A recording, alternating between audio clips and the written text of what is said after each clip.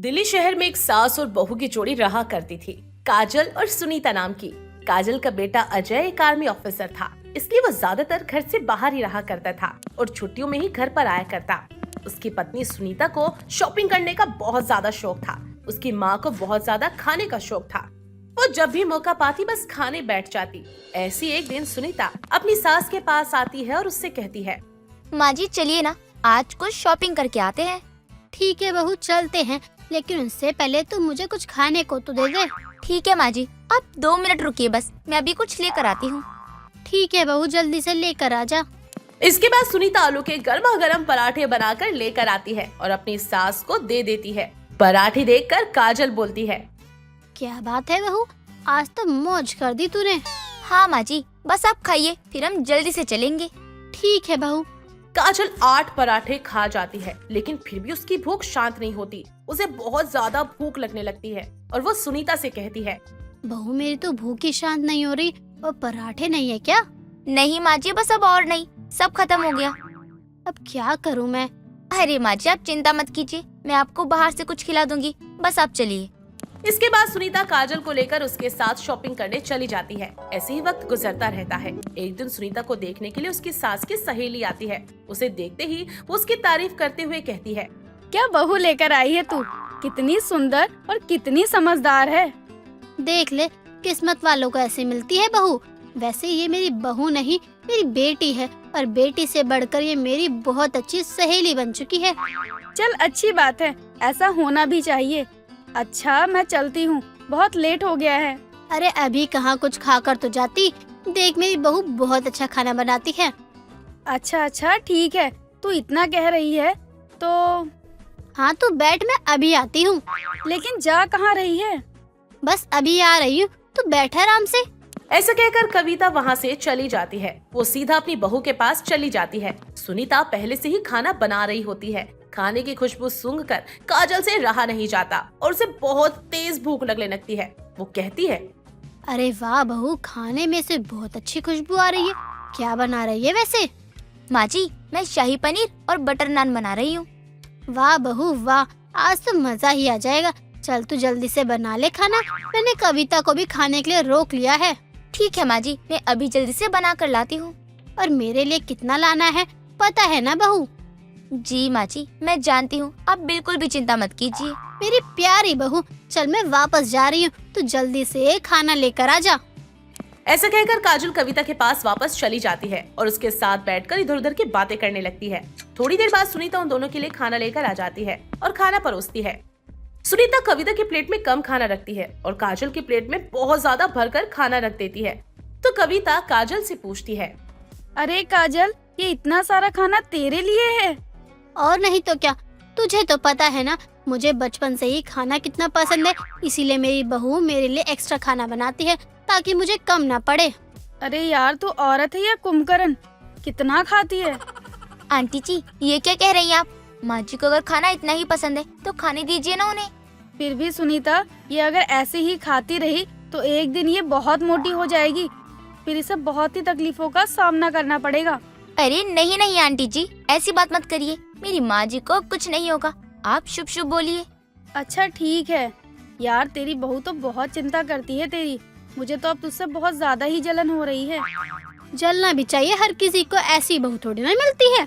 अब देख ले तू ही, तभी मैंने कहा था ये सिर्फ मेरी बहू नहीं, मेरी दोस्त, मेरी सहेली है। और रही बात मेरे खाने की, तो मैं जितना खाना चाहती हूँ उतना ही खाऊंगी।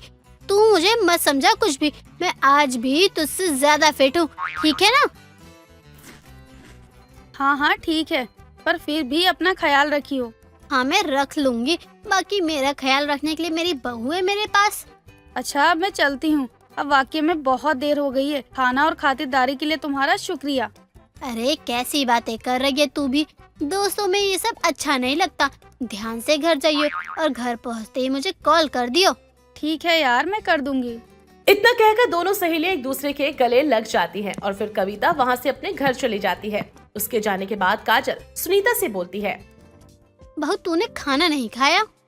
माँ जी मैं बाद में खा लूंगी, अभी मुझे भूख नहीं है। क्यों नहीं है भूख? चल तू बैठ, मैं तेरे लिए खाना लेकर आती हूँ। लेकिन माँ जी। तू बस बैठ, मैं अभी आती हूँ तेरे लिए खाना लेकर।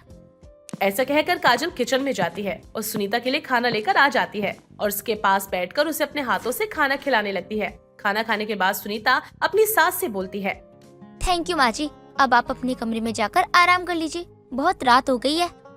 ठीक है बेटा, तू भी जल्दी सो जाना। जी माँ जी, मैं सो जाऊंगी। इसके बाद काजल अपने कमरे में सोने के लिए चली जाती है और सुनीता किचन में जाकर अपना काम करने लगती है। काम खत्म होने के साथ ही वो अपने कमरे में जाकर सो जाती है। ऐसे ही वक्त गुजरता रहता है और काजल की खाने की आदत और ज्यादा बढ़ने लगती है। पहले तो वो दिन में सिर्फ 3 टाइम ही खाया करती थी, लेकिन अब दिन में कोई वक्त ऐसा नहीं होता कि जब वो नहीं खाती। देखते ही देखते उसका वजन बहुत ज्यादा बढ़ जाता है। ये बात काजल को छोड़कर सबको पता होती है। एक दिन काजल बाथरूम जाने के लिए बिस्तर से उठती है और उसका बैलेंस बिगड़ जाता है और वह धड़ाम से नीचे गिर जाती है, जिसकी वजह से उसके हाथों पैरों में काफी ज्यादा चोट आती है। वो बस नीचे गिरी चिल्लाती रहती है कि उसकी आवाज सुनकर सुनीता जल्दी से उसके कमरे में आती है और उसे जमीन पर गिरा हुआ देखकर बहुत घबरा जाती है। वो उसे उठाने के लिए उसके पास जाती है, लेकिन काजल का वजन इतना ज्यादा हो चुका था कि अकेले सुनीता के बस की नहीं था कि वो उसे उठा पाए। वो सुनीता जल्दी से अपने पड़ोसी को फोन करती है और उनके घर आकर काजल को उठाने में उनके लिए हेल्प मांगती है। फिर सुनीता अपनी सास से बोलती है, आप ठीक तो हो ना माँ जी? मुझे आपकी बहुत चिंता हो रही है। हाँ, मैं ठीक हूँ, बस हाथ और पैर में थोड़ा दर्द हो रहा है। आप गिर कैसे गई माँ जी? अरे बहू, क्या बताऊँ, मैं बाथरूम जाने के लिए उठी थी, पर जैसे ही पाँव नीचे रखा तो मेरी बॉडी का वजन वो सहन नहीं कर पाया और मेरा बैलेंस बिगड़ गया, मैं गिर गई।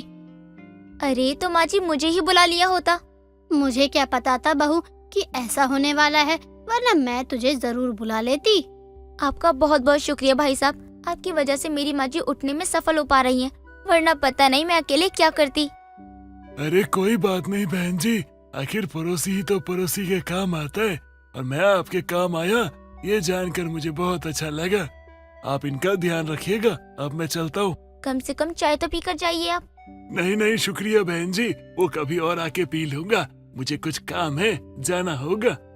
और हाँ, आप अपनी सास का ध्यान रखिएगा। ठीक है भाई साहब, एक बार फिर से आपका बहुत बहुत शुक्रिया। अरे कोई बात नहीं बहन जी, ये तो मेरा फर्ज था, अब मैं चलता हूँ। ऐसा कहकर उनका पड़ोसी वहाँ से चला जाता है। उसके जाने के बाद सुनीता अपनी सास से बोलती है, माँ जी मुझे दिखाइए, कहाँ चोट लगी आपको? ज्यादा नहीं आई है बहू, तो चिंता मत कर, मैं ठीक हूँ। नहीं माँ जी, मैं कह रही हूँ ना, मुझे दिखाइए तो बस दिखाइए। अच्छा ठीक है, देख ले। काजल सुनीता को अपने हाथ में लगी चोट दिखाती है, जिसे देखकर सुनीता की आंखों में आंसू आने लगते हैं और वो काजल से बोलती है, माँ जी देखो कितनी चोट लग गई आपको, और आप कह रही हो कि कुछ नहीं हुआ है। तू रो क्यों रही है यार, इतनी भी बड़ी बात नहीं है। आपके लिए नहीं होगी पर मेरे लिए है माँ जी, मैं अभी डॉक्टर को फोन करके बुलाती हूँ। उसकी जरूरत नहीं है बहू। आप चुप रहिए बिल्कुल। फिर सुनीता डॉक्टर को फोन करके अपने घर पर बुला लेती है। डॉक्टर आकर काजल को देखते हैं, फिर वो सुनीता से बोलते हैं, देखिए इनका हाथ तो ठीक है, लेकिन क्या डॉक्टर? आपकी सास की हालत बिल्कुल भी ठीक नहीं है। इनका फैट कुछ ज्यादा ही बढ़ चुका है, जो इनकी जान भी ले सकता है धीरे धीरे। मैं कुछ समझी नहीं, देखिए आप मुझे ठीक से बताइए। देखिए इनकी बॉडी बाहर से जितनी फूली हुई तंदुरुस्त दिखाई देती है, असल में उतनी नहीं है। ये अंदर से बहुत कमजोर हो चुकी हैं, इसलिए इन्होंने जब जमीन पे पाँव रखा तो ये गिर गई। तो अब मैं क्या करूँ डॉक्टर? आप इनके खाने का रूटीन चेंज कर दीजिए, इन्हें एक्सरसाइज करवाइए, जिम ज्वाइन करवाइए, और बाकी आपको जो सही लगे आप वो कर सकते हो।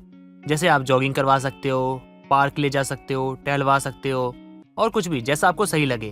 और हाँ, मैं अब इनके लिए डाइट चार्ट बना के देता हूँ, उसके हिसाब से इन्हें खाना खिलाइएगा आप, और बाहर का कुछ भी मत खाने दीजिएगा। तली हुई चीजों से तो दूर ही रखिएगा इन्हें, बाकी ये धीरे धीरे ठीक हो जाएंगी। ठीक है डॉक्टर, जैसा आप कहें। सुन लिया ना माँ जी आपने, डॉक्टर ने क्या कहा है?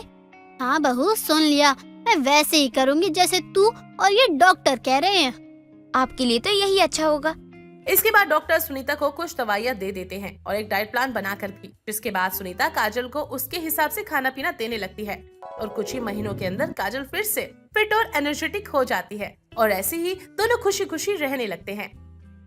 नितिशा सुबह सुबह अपनी माँ अनीता के साथ अपनी दूर की मौसी शांति के घर जाने के लिए रेडी हो रही थी।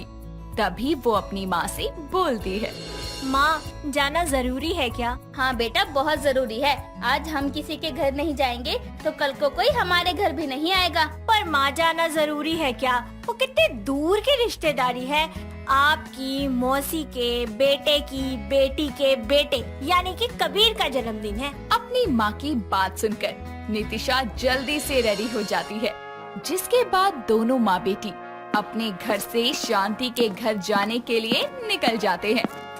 कुछ ही देर में मेट्रो का लंबा सफर तय करके नितिशा और अनीता शांति के घर पहुंच जाती है, जहां शांति उनका बड़ी खुशी से स्वागत करती है और बोलती है, अरे नितिशा बेटा, तुम तो बहुत बड़ी हो गई हो और बहुत सुंदर भी हो गई हो।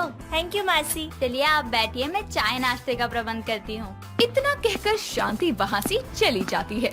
तभी नितिशा अपनी माँ से कहती है, माँ, जिन जनाब के लिए आए हैं हम यहाँ पर, वो कहाँ है? मेरे बचपन का कैंडी पार्टनर कबीर।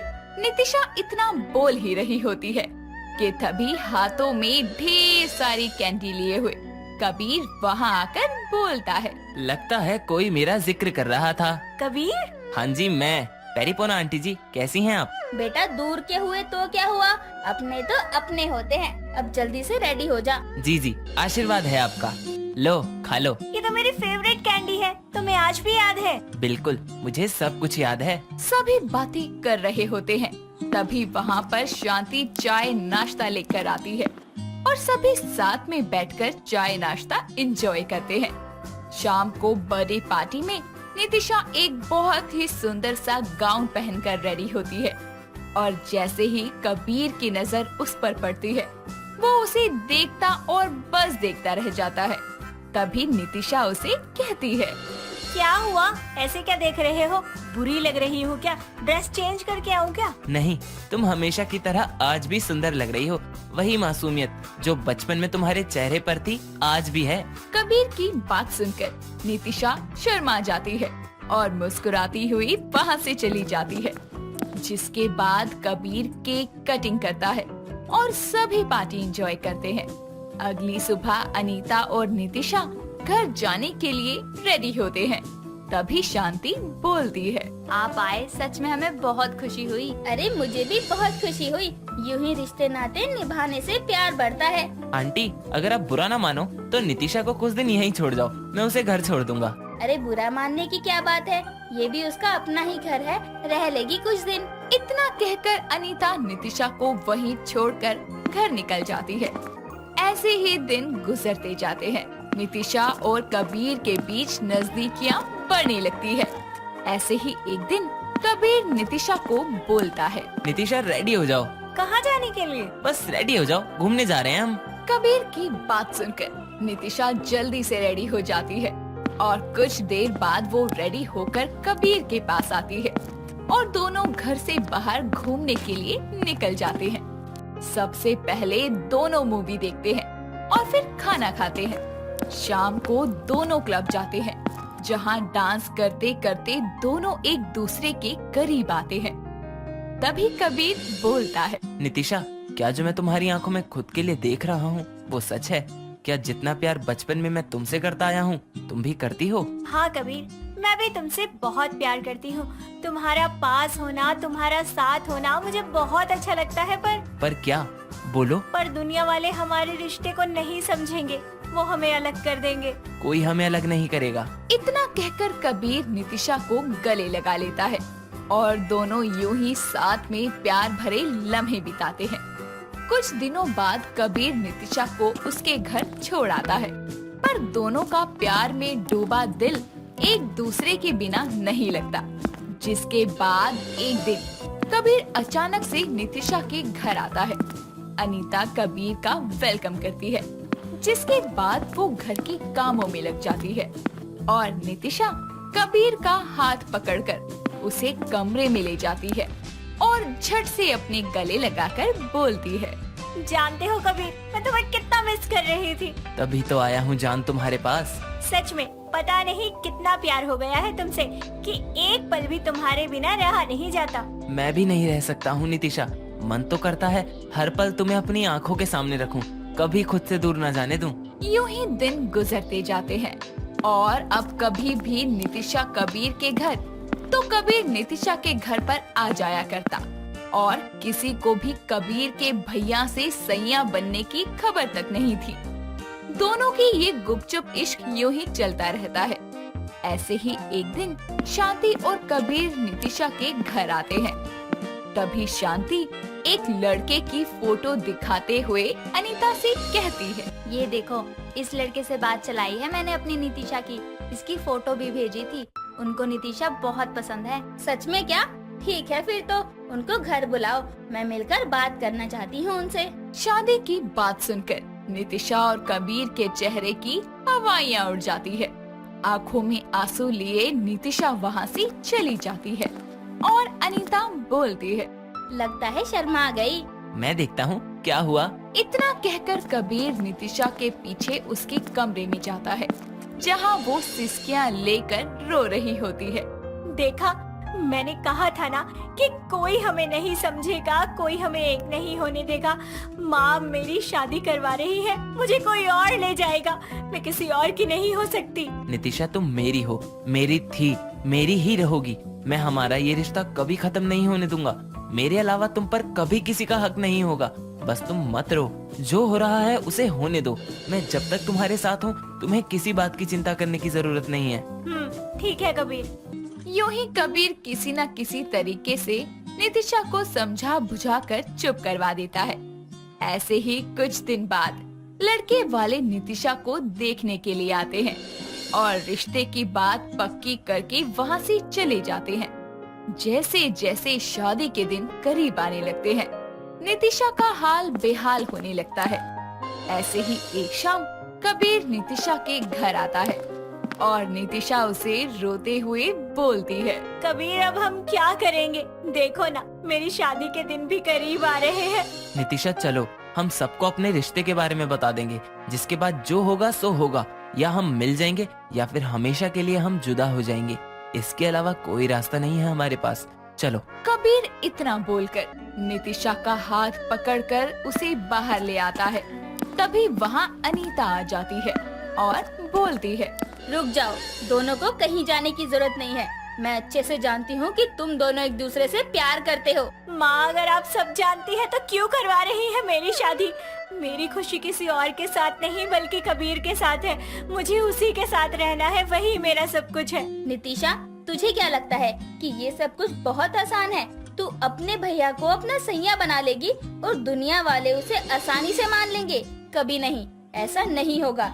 अरे तुम दोनों ने जो रिश्ता चुना है ना, समाज की नजरों में ये किसी अश्लीलता से कम नहीं है। आंटी, जब आप इतना सब जानती ही हैं, तो अब आप ही हमारी मदद कर सकती हैं। हम क्या करें? हम दोनों एक दूसरे से जुदा हुए तो हम अपनी जान दे देंगे। अब बस एक ही रास्ता है, भाग जाओ इस घर से, नहीं तो तुम दोनों को कोई भी कभी एक नहीं होने देगा। मैं जानती हूँ ये गलत है, पर मेरे लिए मेरे बच्चों की खुशी भी जरूरी है। चले जाओ दोनों, इससे पहले मेरा फैसला बदल जाए। इस तरह अनीता कबीर और नितिशा को घर से भगा देती है, जिसके बाद कबीर और नितिशा सबसे कहीं दूर जाकर अपनी एक अलग दुनिया बसाते हैं।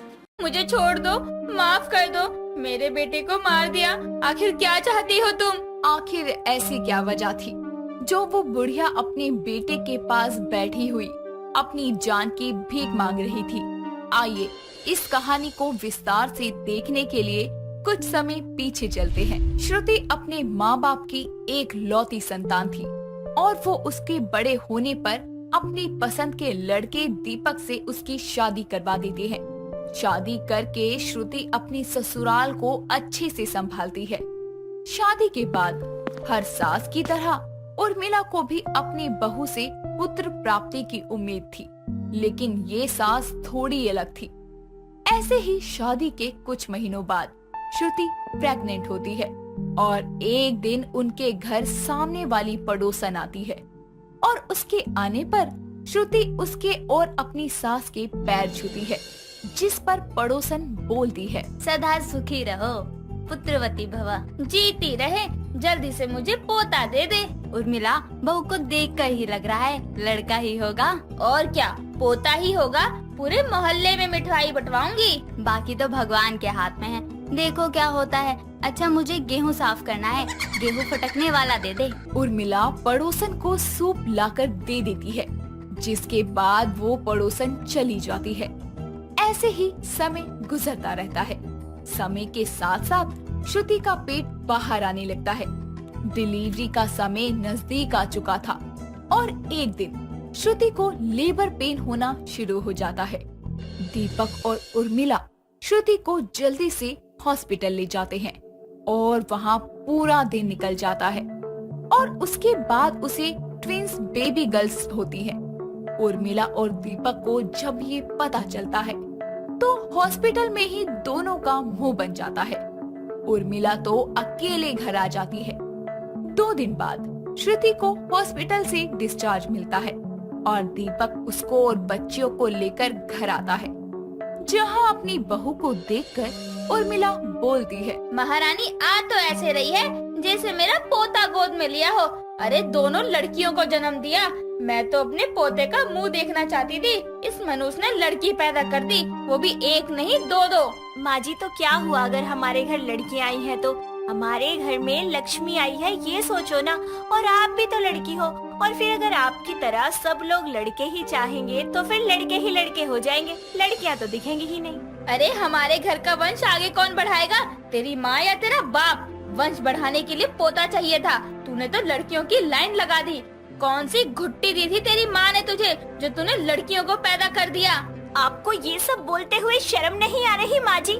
आप अपनी हद पार कर रही हैं। क्यों आप हर समय मेरे माँ बाप तक पहुँच जाती हैं? अरे जब लड़कियाँ ही नहीं होंगी तो शादी किससे करवाएंगे लड़कों की? ये बताइए, आपके घर के वंश को आगे कौन बढ़ाएगा? अरे हद ही हो गई है। औरत के गर्भ से ही जन्म लिया है ना आपने भी, किसी मर्द ने तो नहीं जन्म दिया, या फिर आसमान से टपकी है?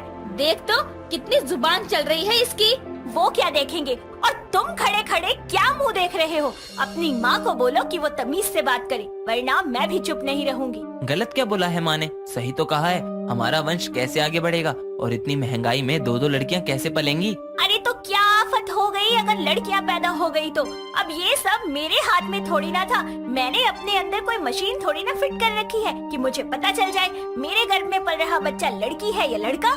कमीनी मर जा, अपनी औलाद को लेकर कहीं निकल जा यहाँ से। अपनी माँ के घर ही रही हो, यहाँ आने की जरूरत नहीं है। निकल अभी के अभी। उर्मिला अपनी बहू को धक्के मारकर निकाल देती है, जिसके बाद श्रुति अपनी दोनों बच्ची के साथ अपनी माँ के घर चली जाती है। मायके से उसके मम्मी पापा उसे वापस ससुराल ले आते हैं और उसकी सास और पति को अच्छे से समझाकर चले जाते हैं, लेकिन फिर भी उसकी सास उससे चिड़ी ही रहती थी। इसीलिए श्रुति अपने बच्चों को संभालने के साथ साथ घर का काम भी करती। जब भी श्रुति काम कर रही होती तो उर्मिला उसे कुछ ना कुछ उल्टा बोला ही करती। ऐसे ही एक शाम सामने वाली पड़ोसन फिर से आकर कहती है, अरे उर्मिला, तूने तो बताया ही नहीं कि पोता हुआ है या पोती, इसलिए मैंने सोचा मैं ही बहू से मिलके आऊं। अरे क्या करेगी मिलके, नपुती ने लड़कियों को जन्म दिया है। अरे किस्मत वालों को मिलती हैं लड़कियां। आजकल तो लड़कों से ज्यादा अच्छी हैं लड़कियां। बुढ़ापे में एक पल को लड़के फिर भी नहीं पूछते, लेकिन बेटियां फिर भी अपनी होती हैं। कोई नहीं, अगली बार लड़का हो जाएगा। श्रुति अंदर खड़ी सारी बातें सुन लेती है और रोने लगती है। तो वहीं दीपक भी अपनी माँ के सिखाई में आकर उन बच्चियों को प्यार नहीं करता था। ऐसे ही एक दिन श्रुति कपड़े धो रही होती है, तभी उर्मिला आकर बोलती है, अरे चुप करा ले उनको, कितना गला फाड़ फाड़ कर रो रही हैं। काश तू डायन होती तो कम से कम अपनी ही औलाद को खा जाती। अरे कौन सा श्राप मिला था तुझे जो तूने ये दिन दिखाया? उर्मिला की बातें श्रुति के दिलो दिमाग में घर कर जाती है। ऐसे ही कुछ समय बाद श्रुति फिर से प्रेग्नेंट होती है और इसका पता चलते ही उर्मिला बोलती है, इस बार मुझे पोता ही चाहिए, नहीं तो घसीटती हुई घर छोड़कर आऊंगी तुझे। उर्मिला के कड़वे बोल और ताने सुनकर श्रुति अपने दिमागी संतुलन को खो बैठकर डिप्रेशन में चली जाती है, जिसके चलते वो एक रात अपनी दोनों बच्चियों को अनाथ आश्रम छोड़ आती है और घर आकर खुद से बातें करती हुई बोलती है, मेरी दोनों बच्चियां अभी बड़ी भी नहीं हुई है, ऊपर से ये लोग ना जाने उनके लिए क्या क्या बोलते हैं। इस घर में तो उन दोनों की जिंदगी बर्बाद हो जाएगी। उनकी जिंदगी बर्बाद होने से तो अच्छा है कि मैं उन्हें किसी अनाथ आश्रम में छोड़ आऊं। पता नहीं मेरा आने वाला बच्चा लड़का होगा या लड़की। मैं इस जीवन से थक चुकी हूँ, आजादी चाहती हूँ मैं अब। इतना बोलते ही श्रुति अपने कमरे में जाकर फांसी लगा लेती है, जिसके बाद वो मरकर चुड़ैल बन जाती है। चुड़ैल बनकर वो अपने फांसी से लटके शरीर को देखकर उसमें दोबारा घुसने का प्रयास करती है, लेकिन नाकाम होने पर बोलती है, ये क्या, मैं तो मर गई। अब मैं नहीं छोड़ूंगी किसी को भी। इन दोनों माँ बेटों ने मेरी जिंदगी बर्बाद कर दी। उर्मिला, अब तुम मरेगी। सुबह जैसे ही दीपक सोकर उठता है तो देखता है कि श्रुति ने दुपट्टे से फांसी लगा रखी है और वो डर से भागकर अपनी माँ के पास जाकर बोलता है, मम्मी वो श्रुति मर गई। अच्छी बात है, मर गई तो कम से कम छुटकारा तो मिला। मैं मजाक नहीं कर रहा, उसने बेडरूम में फांसी लगा ली। क्या? जल्दी चल मेरे साथ। दोनों माँ बेटे श्रुति के कमरे में उसकी लाश को देखते हैं और उर्मिला बोलती है, इसकी लाश को छुपा देते हैं, वरना लोगों को लगेगा कि लड़की होने की वजह से हमने इसे मार दिया। उतार इसको जल्दी से, रात होते ही इसको नहर में फेंकाएंगे। रात होने पर दोनों माँ बेटी श्रुति की बॉडी को नहर में फेंककर घर आ जाती हैं। चल चल सो जा अब। इतने ही देर में वहाँ चुड़ैल रूप में श्रुति आकर दीपक का गला दबाने लगती है, जिस पर वो बोलता है, मम्मी बचाओ। तुम कौन? मुझे भूल गई इतनी जल्दी।